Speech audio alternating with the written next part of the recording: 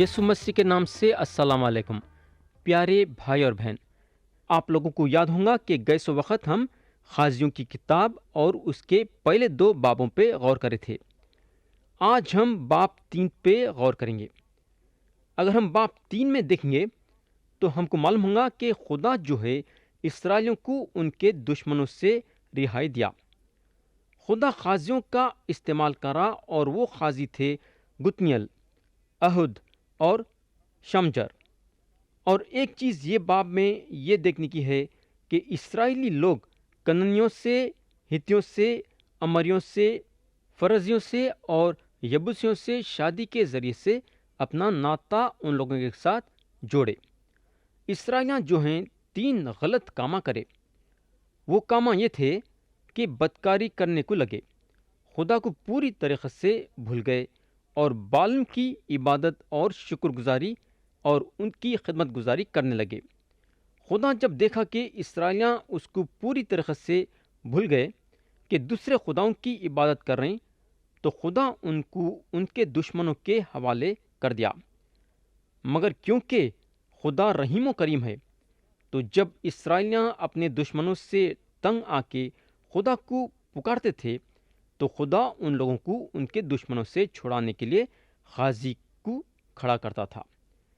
खुदा सबसे पहले गुतनियल को खाजी के हैसियत से खड़ाया, इसराइलियों को उनके दुश्मनों से छुड़ाने के लिए।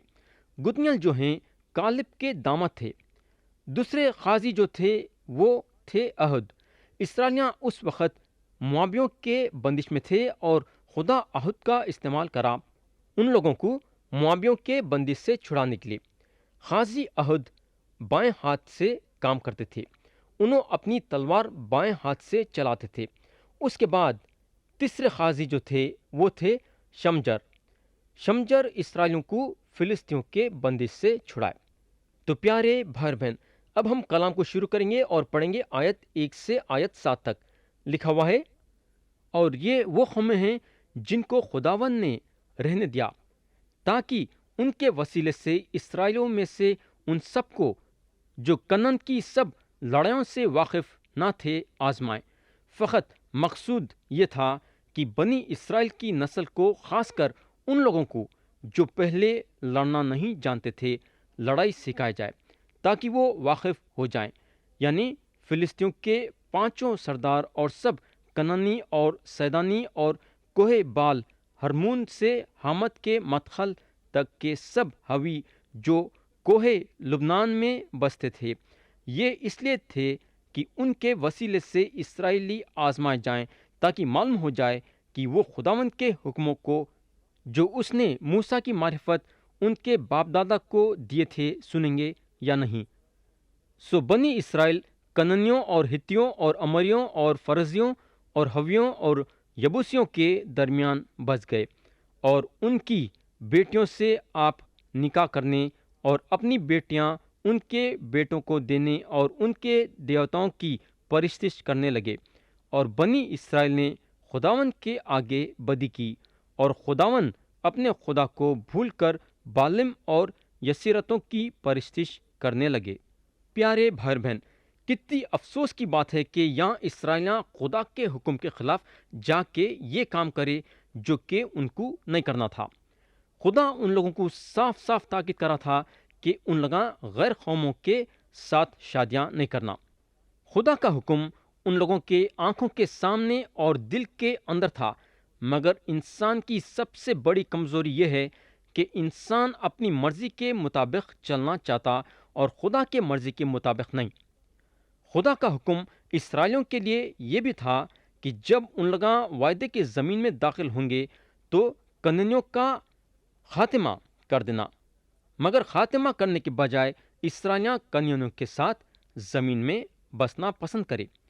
दूसरी बात यह कि इसराइलियों का ये फ़र्ज़ था कि उन लोग अपने ईमान में कायम रहना और सिर्फ उनके खुदा की इबादत करना, मगर ये लोग गैर कौमों के साथ शादी करे और अपने जिंदा और सच्चे खुदा को छोड़ के गैर कौमों के खुदाओं की इबादत करना शुरू कर दिए।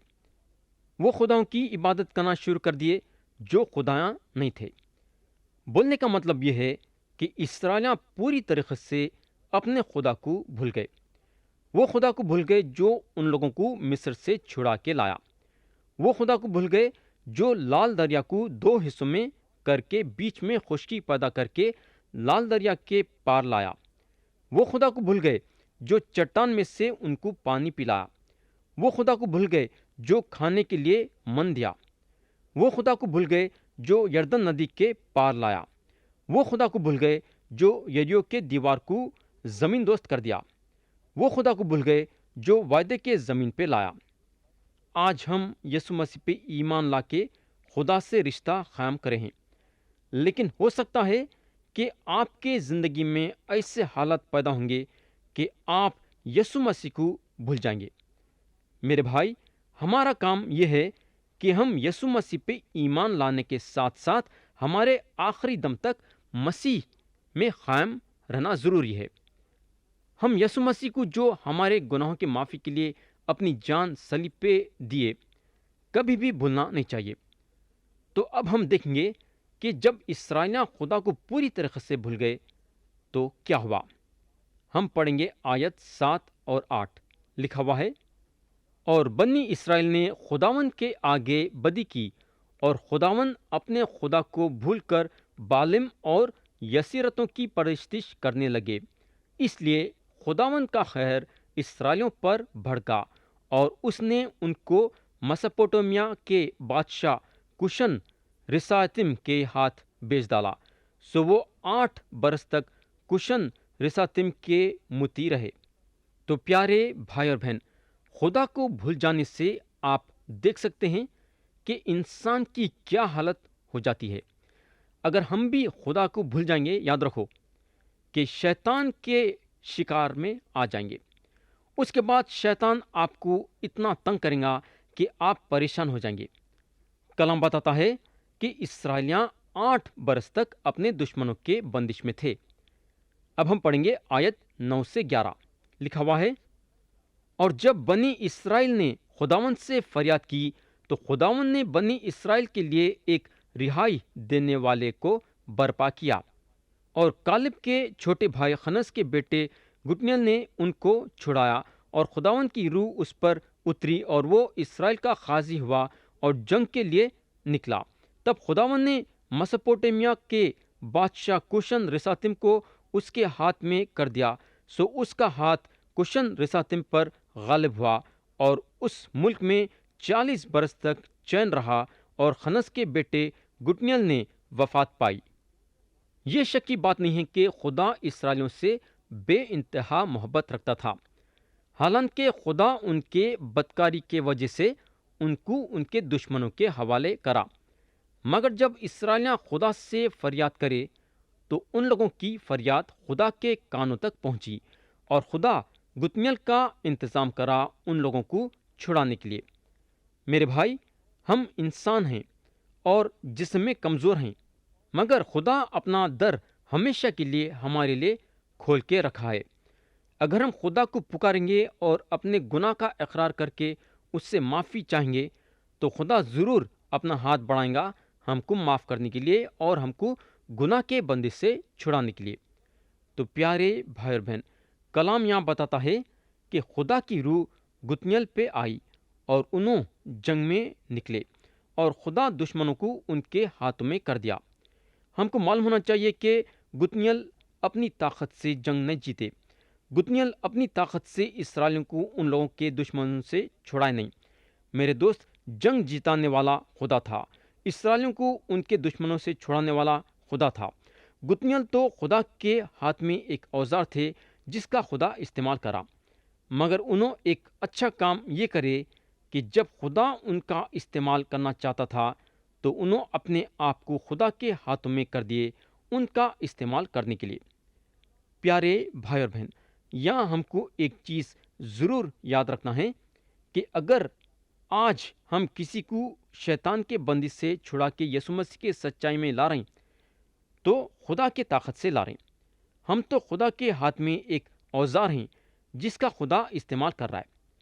اب ہم پڑھیں گے آیت 12 سے آیت 15 تک، لکھا ہوا ہے، اور بنی اسرائیل نے پھر خداوند کے آگے بدی کی، تب خداوند نے مواب کے بادشاہ اجلون کو اسرائیلیوں کے خلاف زور بخشا، اس لیے کہ انہوں نے خداوند کے آگے بدی کی تھی، اور اس نے بنی عمون اور بنی عمالق کو اپنے ہاں جمع کیا اور جا کر اسرائیل کو مارا، اور انہوں نے کھجوروں کا شہر لے لیا۔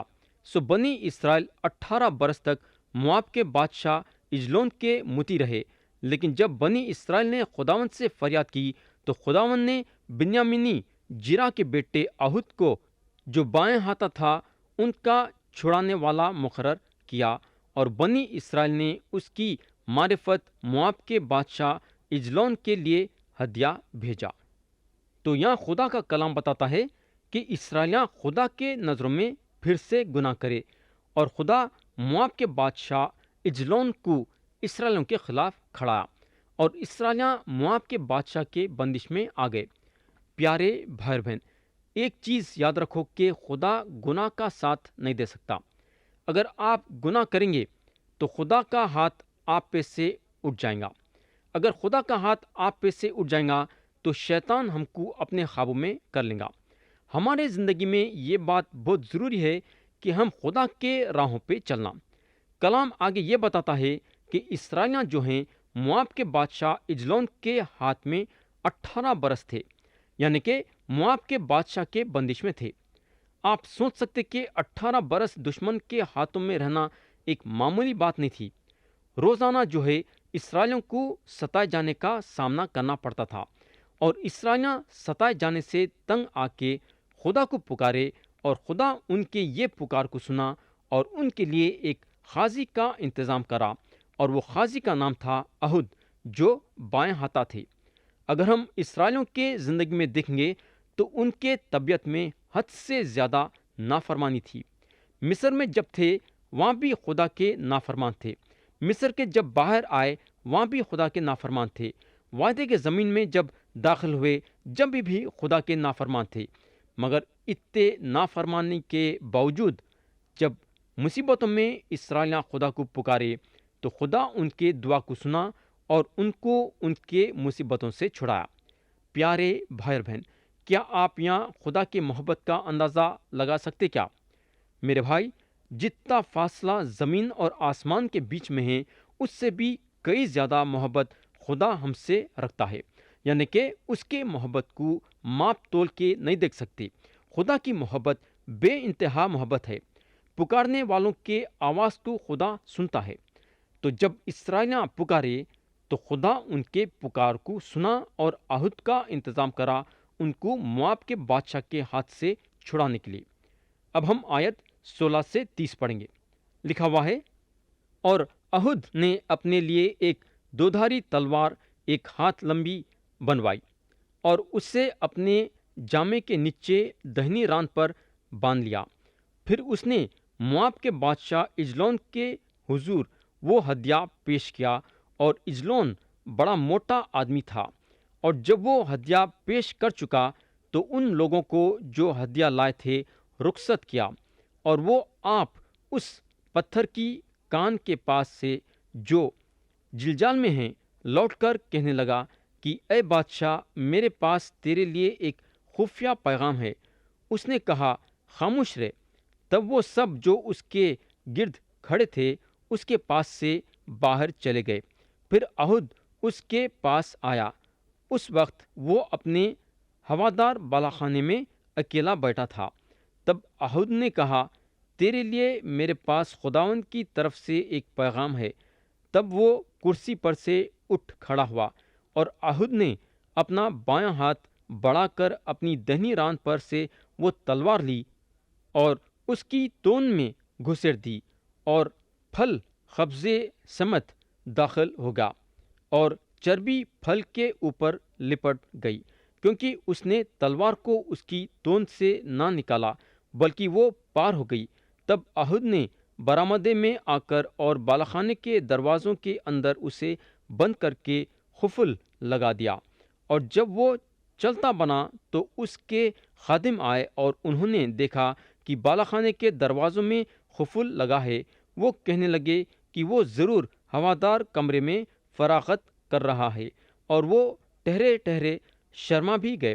اور جب دیکھا کہ وہ بالاخانے کے دروازے نہیں کھولتا تو انہوں نے کنجی لی اور دروازے کھولے اور دیکھا کہ ان کا آقا زمین پر مرا پڑا ہے، اور وہ ٹہرے ہی ہوئے تھے کہ احد اتنے میں بھاگ نکلا اور پتھر کی کان سے آگے بڑھ کر سائرات میں جا پناہ لی، اور وہاں پہنچ کر اس نے افرائیم کے کوہستانی ملک میں نرسنگا پھونکا۔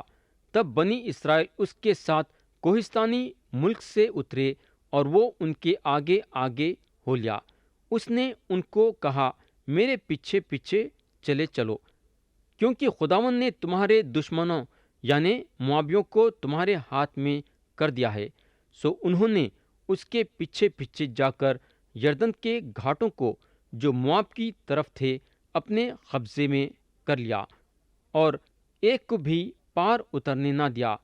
اس وقت انہوں نے مواب کے 10,000 مرد کے قریب جو سب کے سب موٹے تازہ اور بہادر تھے قتل کیے، اور ان میں سے ایک بھی نہ بچا۔ سو مواب اس دن اسرائیلیوں کے ہاتھ کے نیچے دب گیا اور اس ملک میں 80 برس چین رہا۔ پیارے بھائی بہن، یہ ایک عجیب کہانی ہے، مگر یہاں خدا ہم کو یہ سکھانا چاہتا ہے کہ ہم جیسے بھی ہیں اسی طریقے سے انہیں ہمارا استعمال کرتا ہے۔ احد کے زمانے میں اگر کوئی بایاں ہاتھا رہتا تھا تو اس کو معذور کے حیثیت سے مانتے تھے۔ لوگوں کا وہ زمانے میں یہ خیال تھا کہ بایاں ہاتھا ایک معذور کے برابر ہے، مگر احد جیسے بھی تھے خدا ان کا استعمال کرا اور اسرائیلیوں کو ان کے دشمن پہ جیت دلا کے ان کے دشمن کے بندش سے چھڑایا۔ یہاں ہم یہ بات غور کرنے کی ہے کہ احد بایاں ہاتھا تھے، مگر انہوں اپنے آپ کو معذور نہیں سمجھے۔